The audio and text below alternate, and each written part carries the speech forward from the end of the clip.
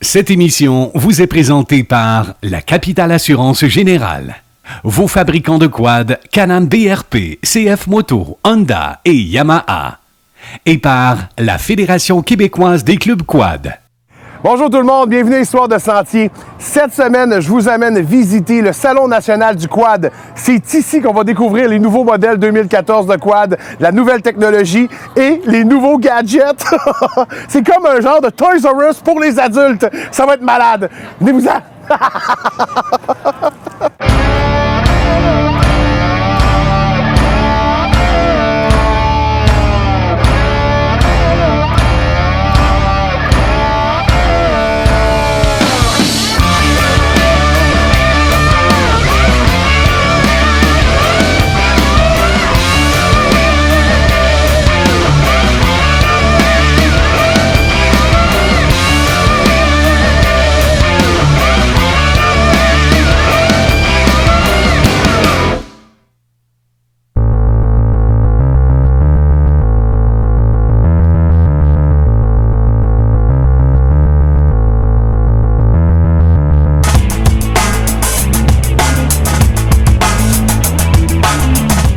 Écoute, Jean, Honda, cette année, s'amène dans la compétition au niveau du récréatif. Oui, parce que présentement, nous, on a toujours eu un côte-à-côte qu'on appelait le B-Red. Lui était vraiment orienté vers le travail. Et là, c'est le Pioneer qui fait son entrée. Le Pioneer, on l'attend au début octobre chez les concessionnaires. Puis là, ça, c'est notre nouveau véhicule. Qu'est-ce qui veut dire qu'on peut travailler, mais surtout se promener. Mais on peut quand même travailler. Il y a une bonne force de charge. Oui. Puis qu'est-ce qui fait la différence? C'est encore le moteur, c'est un 670 cc à injection. Il est bien pensé. On a un 2 places ou un 4 places. Puis on peut rabattre les places du passager pour faire vraiment une caisse pour charger le produit. Aussi, notre nouveau Pioneer, il est moins large que l'autre. Il a seulement 60 pouces de largeur. OK. Puis faites-vous-en pas, même si c'est des passagers, ne faites pas les éjecter vous en avant.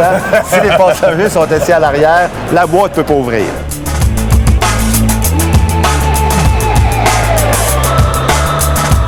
Je suis avec mon meilleur ami maintenant parce que c'est lui qui me fournit le plus de vêtements de toute ma vie, Philippe Morin. Comment ça va, Philippe? Ça va super bien, toi. Je suis content de te voir. Moi Tu travailles chez Choco? Oui. Donc, écoute, cette année, chez Choco, on s'attend à quoi pour 2014? Beaucoup de nouveautés, beaucoup de nouveaux modèles. On a élargi la gamme de Ice Rock. Beaucoup plus de modèles qui sont beaucoup plus spécifiques et beaucoup plus spécialisés. Donc, on va avoir des manteaux 3 dans 1. On va avoir aussi des manteaux, les filles nous demandaient, des manteaux aussi de haute performance qui respirent. Ceux qui font du hors-piste, surtout au Saguenay, comme tu viens. Oui, tu viens exactement, du Saguenay. Oui. Beaucoup d'hors-piste, les Mont-Valin, tout ça. Donc, ils voulaient avoir des trucs un peu plus spécialisés avec des couleurs de filles, beaucoup plus cintrées, mais très techniques, de haute performance. Donc, on est fiers de tout présenter ça. Ah ben écoute, moi, je voulais juste te dire merci d'être notre commanditaire parce que tu m'as équipé de la tête aux pieds et merci de fournir du 3X large. Ben oui, parce que, tu sais, c'est important. Moi, je rentre pas dans tous les jobs. Ben effectivement, donc on en a vraiment pour tout le monde. Et puis... Hey Philippe, je te remercie beaucoup. Hey, bon merci, salon, mon chum. Hey, merci.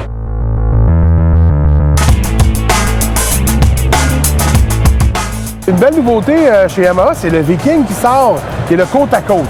Oui, bien c'est une évolution avec notre modèle antécédent, antérieur plutôt, qui était le Rhino, qui était un 2 places. Maintenant, le Viking, c'est un 3 places. Le seul véritable 3 places de l'industrie. Et le dossier du centre, du siège central, est incliné de 5 degrés vers l'arrière. Donc, 3 hommes de notre corpulence, on peut s'asseoir 3 dans le véhicule sans problème, sans être inconfortable. On a suffisamment d'espace. Le Viking est légal pour les sentiers. C'est-à-dire qu'il a moins de 62 pouces de large. Les sentiers, les clubs qui acceptent les côte-à-côte dans les sentiers, ils doivent accepter jusqu'à 64 pouces. Donc, notre Viking est aussi accepté dans les sentiers.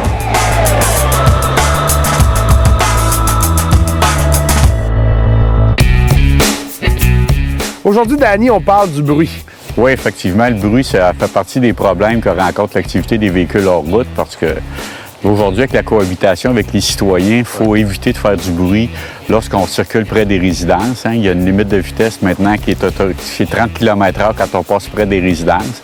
Mais aussi, les jeunes quadistes qui ont des VTT sport, des fois, ils pensent qu'ils sont mal accueillis dans les clubs de quad, mais pas nécessairement. Les clubs, ils adorent avoir des jeunes dans leur sentier, parmi leurs CA et tout, mais malheureusement, les jeunes ils ont tendance à vouloir mettre des pipes sur leur véhicule. Ouais. Y a-t-il une norme? Au niveau des silencieux sur les véhicules de route, il n'y a pas de norme. La norme, c'est vraiment le silencieux d'origine. Donc, c'est important d'avoir toujours son silencieux d'origine. De là part la norme. OK, puis j'imagine que peu importe qu'on a un silencieux modifié ou pas, l'important, c'est toujours dans des zones habitées d'être prudent et surtout de ne pas faire de pas aller trop rapidement, justement, pour que le moteur monte en évolution et que ça fasse beaucoup de bruit. D'ailleurs, c'est pour ça que la loi dit 30 km/h près des résidences. Il faut respecter les citoyens qui nous laissent passer devant chez eux ou à proximité de leur résidence. Donc, il faut être courtois. Il faut être courtois, puis il faut aussi faire attention. Quand vous êtes dans un sentier et vous voyez qu'il y a des gens, bien, juste ralentir. Puis des fois, c'est niaiseux, mais pour être amical, juste envoyer la main, faire un « salut ». Et tu le fais avec le pouce du gaz. « Salut », fait que ça te fait ralentir en même temps. Non, mais, tu sais, hein, je fais des jokes dans la vie, mais je suis pas cave. Il y en a là-dedans. Il y en a là-dedans. Il y en a.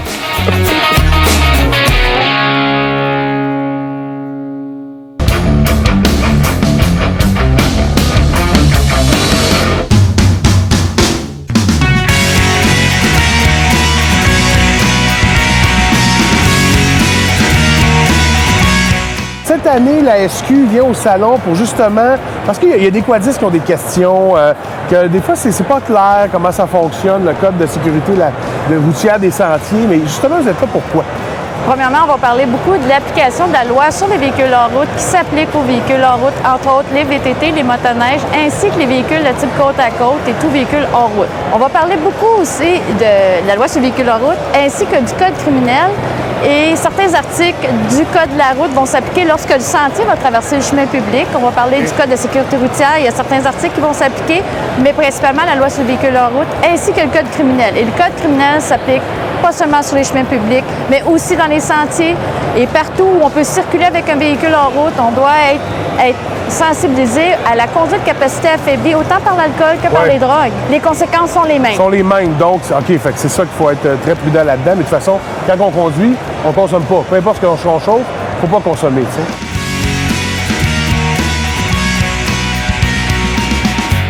Elle a 26 ans, elle est technicienne multimédia. Elle vient de Drummondville et elle s'en va au Maroc faire Rose des Sables. Marie-Michel, salut! Allô? Marie-Michel, qu'est-ce qui t'a décidé comme ça de partir faire cette aventure-là? Bien, ça faisait plusieurs années que je connaissais le Trophée Rose des Sables. Okay. Je trouvais que c'était une belle façon de voyager. C'était une façon différente, en fait, de voyager. De voir le monde? Oui. Puis, en fait, depuis l'an dernier, j'ai su que ça se faisait en quad, mais avant, je ne connaissais pas cette option-là. C'est vraiment ça qui m'a décidé, le fait de pouvoir le faire toute seule en quad. Okay. Quand j'ai décidé de m'inscrire en octobre l'année passée, j'avais jamais touché à un quad. Puis moi et la mécanique, ça fait un peu deux, là. Okay. Ken m'a beaucoup aidé à apprivoiser la bête. Puis sinon, avec l'organisation du Trophée Rose des Sables, on a une formation qui touche un peu la mécanique, un peu la lecture de boussole, un peu la conduite. Puis c'est avec tous ces petits outils-là que je pars au Maroc. Parfait. Écoute, bonne chance. Merci. Amuse-toi bien. Je vais te souhaiter merde parce que, tu sais, bonne chance, ça fait un peu... Mais merde, ça va bien aller. Et j'ai très hâte parce qu'à ton retour, quand tu vas revenir, tu vas nous rapporter peut-être des images. Oui. Et on va te revoir après ton expérience et j'ai bien hâte de te voir parce que je trouve ça plate que ce soit juste pour les filles, moi. Non, mais c'est vrai, j'aimerais ça y aller aussi, moi. Je prends des hormones pour y aller. Je te ferai une place dans ma valise. Yes. Bonne chance. Merci. Marie-Michel.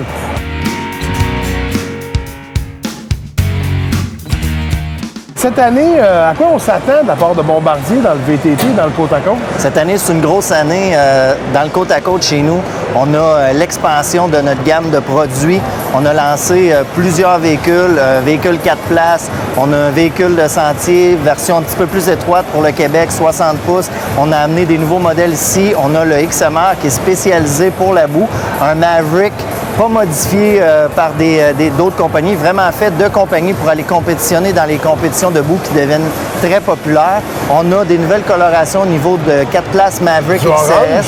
Absolument, c'est super beau. On a introduit aussi un véhicule Commander Max, donc un 4 places version Commander avec des aptitudes un petit peu plus utilitaires. Et on ne l'a pas ici aujourd'hui, mais on a lancé également un tout nouveau concept qui est un VTT 6x6 qui est tout à fait modulaire, qui devrait faire son apparition au niveau de 2015, mais on l'a quand même introduit à nos concessionnaires dernièrement.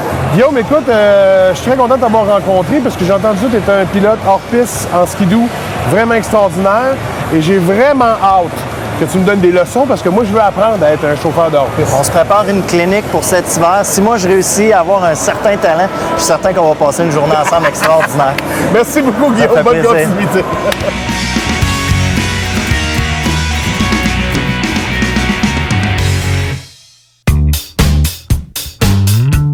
Cette semaine, on essaye le Grizzly 700. Écoute, grosse nouveauté chez Yamaha. Nouveau moteur, en fait. Nouveau moteur. Le Grizzly 700, il existe depuis plusieurs années. J'ai eu la chance, il y a 4 ans, d'en avoir un pendant une demi-année complète. J'avais adoré. C'est un véhicule qui a un excellent rapport poids-puissance. Et là, ils ont encore augmenté la force du moteur, la puissance du moteur. Donc, on est vraiment proche de la perfection. Parce que là, pour bien expliquer aux gens, c'est que ça reste la plateforme du 550. Oui, ça reste. Mais ils ont mis un moteur 700 dedans. Ils ont développé un nouveau moteur 700cc, en fait 686cc, avec plus de courses. Et ils ont changé les pistons pour donner un meilleur taux de compression, pour avoir un moteur qui a un petit peu plus de torque. Un petit peu plus de poignée, là. En fait, c'est ça. C'est que moi, ce que j'ai remarqué, parce qu'on a fait une randonnée avec la 550 l'autre fois. On l'a très bien essayé. Exactement. Et là, avoir essayé celui-là, je me suis aperçu qu'au niveau de la conduite, de la stabilité, ça se ressemble. Ouais. Mais vraiment, le moteur rajoute la puissance que ceux et celles qui veulent avoir pour avoir un petit peu plus de challenge, ça rajoute là-dessus. C'est ça. Pour les gabarits importants... Qu'est-ce que tu veux dire par là? En général... Pour ceux qui sont entre guillemets. Oui, c'est ça. Ceux qui fit entre les guillemets. Écoute, de un, le 550 est déjà amplement pour ce qu'on peut avoir de besoin. Oui. Là, on va rajouter 150 cc de plus. C'est vraiment, là, t'en as vraiment, mais vraiment pour ton argent. C'est ce petit côté d'adrénaline-là que je trouve bien intéressant aussi, moi. C'est que j'aime beaucoup la conduite du Yamaha. Très stable, mais vraiment le petit côté, là, où on a une petite coche de plus, ça, je trouve ça intéressant. Ce qui est le fun, évidemment, c'est qu'on a la suspension indépendante aux 4 roues, complètement ajustable. Donc, si on va avoir une conduite un petit peu plus rigide, souvent, moi, j'essaie de donner un petit peu de rigidité au derrière pour avoir un petit peu plus de stabilité. Et évidemment, ce modèle-là, le fameux Power Steering et la direction assistée électroniquement, écoute, on est rendu qu'on peut presque plus s'en passer. On n'en a jamais eu de besoin, mais là, on est bien content, on l'a, et ça va bien. Moi, je trouve ça moins fatigant d'avoir ça. C'est sûr que... C'est dans des grosses courbes, quand tu vas plus tranquillement, je trouve que je trouve ça intéressant d'avoir cet outil-là. C'est ça, c'est qu'avant, on ne l'avait pas. Puis les premiers comebacks qu'on avait, c'était tout le temps « j'ai mal dans le dos, j'ai mal dans l'autre dos, c'est dur ses épaules ». Là, à cette heure, presque tous les véhicules haut de gamme de tous les manufacturiers, il est disponible. Et comme j'ai dit, je m'en passerai plus. Là, on est rendu habitué. Une affaire aussi bien intéressante avec le Yamaha, c'est que les poignées sont vraiment hautes. Pour quelqu'un qui aime conduire debout, c'est très apprécié. L'ergonomie, on dirait que c'est vraiment pensé pour que l'ergonomie soit excellente. Ce qui est le fun, c'est que même une personne de plus petite taille, mettons une personne en bas de 6 pieds, ça va bien aller quand même. Il va pas se trouver comme les choppers, c'est ça. Il va quand même bien aller. Donc, somme toute, comme on connaît Yamaha depuis plusieurs années, c'est un véhicule qui va bien. On s'attend à ce que ça aille bien pour plusieurs années. On n'a pas de stress. Et le look est quand même le fun. Le look est très le fun. Celui-là, la couleur mat noir, j'aime bien ça. Noir mat, oui. On hésitait à dire si ça aurait pris peut-être un outline autour des logos. Un petit punch, là. Tu sais, un petit boom pour sortir, mais... Somme toute, c'est une super belle machine. Je pense qu'on devrait faire, on l'emmène chez un lettreur et on fait un petit... J'ai une meilleure idée. Nos enfants pourraient faire un bricole. Ouais, je suis pas sûr.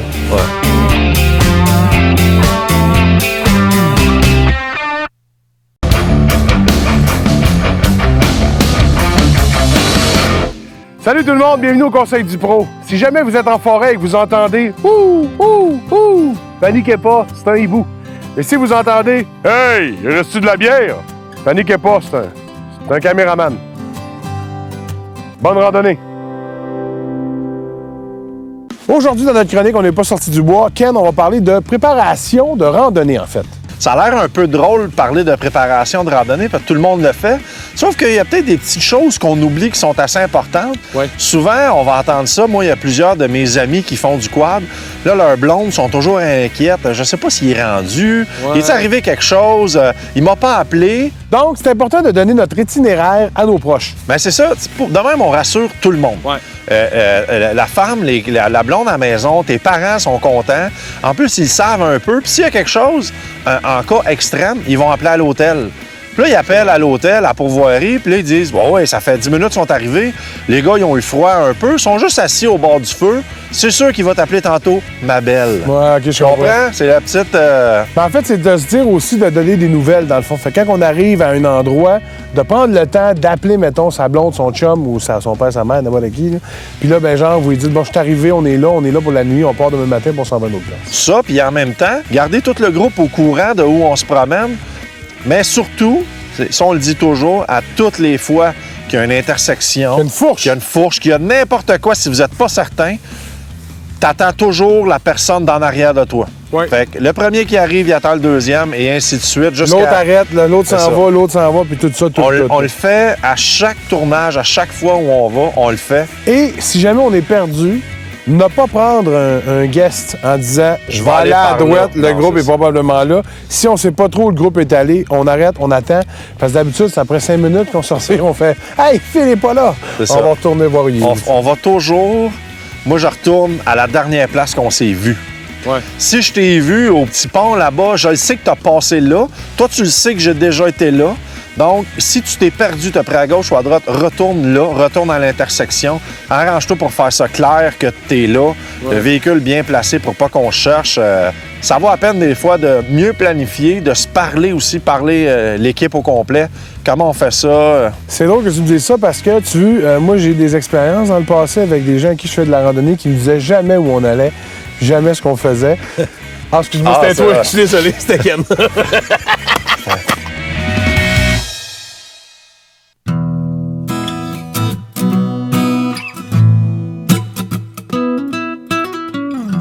Patrick, c'est un gars extraordinaire. T'es un amateur de hors-route. Ah, moi, le hors-route, depuis 10 ans, écoute, j'en fais, j'en mange, j'en vis même. Je fais ça à temps plein. Okay. Un des rares Québécois, je te dirais, qui passe sa vie à être payé, à se boiter puis à se poussiérer. C'est moi. As-tu un des plus beaux souvenirs d'une de tes courses? Ça a été quoi? Écoute, le Dakar, le plus beau souvenir, c'est d'arriver. Parce qu'il faut pas oublier que 75 % n'arrivent pas au bout. Fait que quand tu arrives, c'est ton plus beau moment. Puis en fait, c'est ça. Moi, mon plus beau moment, j'ai fait un wheelie. Puis ça, c'est mon plus beau moment. Sur la ligne d'arrivée, j'ai fait un petit wheelie. Puis ça, c'était mon plus beau. C'est quoi la différence entre les deux machines? Ben écoute, moi, je viens dans ces coins-ci en moto. Là, je le fais en quad. C'est sûr que pour moi, ça fait une différence, mais la conduite maintenant de quad ressemble beaucoup à la conduite de moto. On va voir un peu comment... Moi, je roule souvent debout. Ouais. Puis là, ça me ramène tout le temps dans mon monde moto. Okay. Tous les dangers sont les mêmes. Au niveau de la conduite, c'est les mêmes. C'est sûr que c'est un petit peu moins vite, si on veut, mais j'adore ça. La sensation de glisse est mieux qu'en moto. Ça, oui, j'adore ça. Ouais.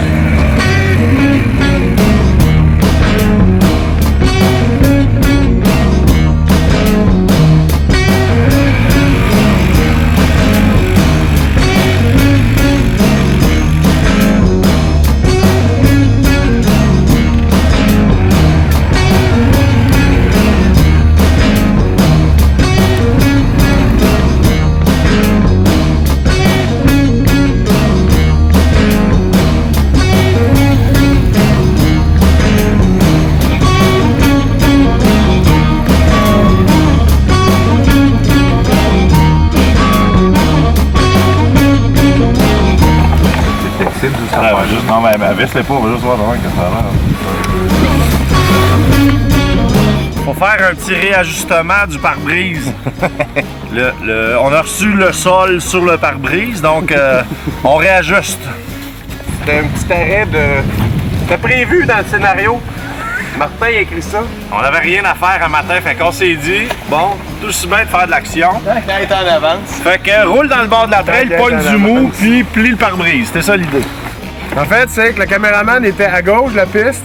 Puis à un moment donné, il y en a un autre qui est arrivé de l'autre bord, puis il a complètement revenu de l'autre côté, sans nécessairement faire un angle mort. Puis moi, j'étais en arrière, fait que j'ai freiné. Mais l'erreur que j'ai faite, premièrement, c'est de pas freiner juste avec le pied. J'ai freiné avec le pied, puis j'ai comme pogné les briques en même temps, fait que le devant un peu plié. J'ai juste chaviré et heureusement, je suis tombé dans du sable mou, fraîchement posé pour ma chute. En marchant. Merci, Ville-Latuc, d'avoir mis quelque chose de plus mou sur le sol.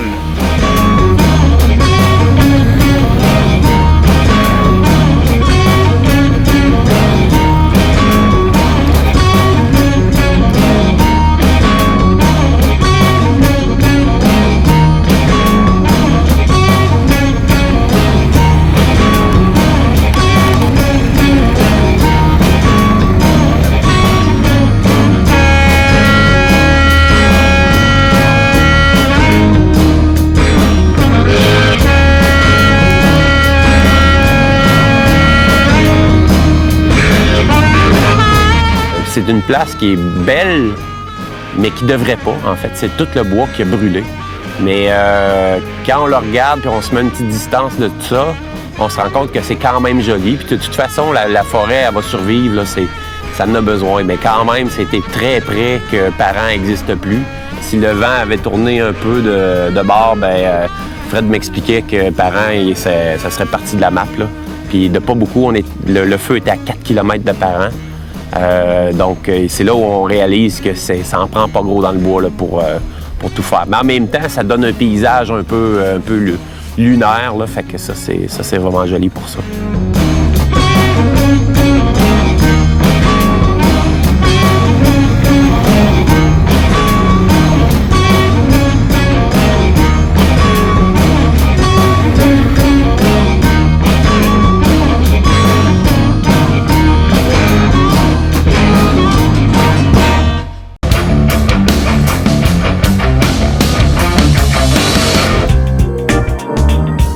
Il faut noter que les succès s'accumulent au club Mégaro-Joliette grâce au travail assidu de M. Maas.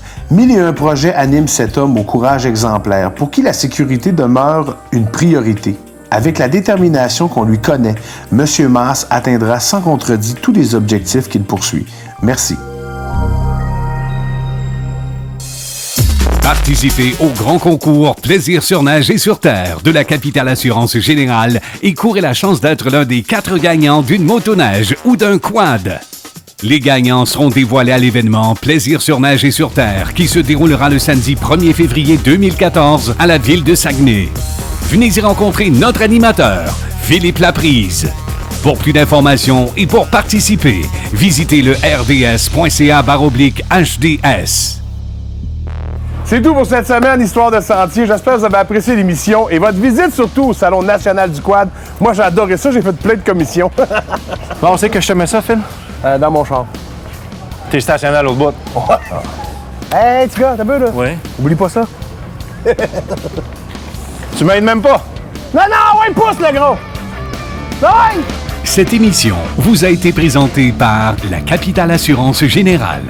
Vos fabricants de quad Can-Am BRP, CF Moto, Honda et Yamaha. Et par la Fédération québécoise des clubs quad.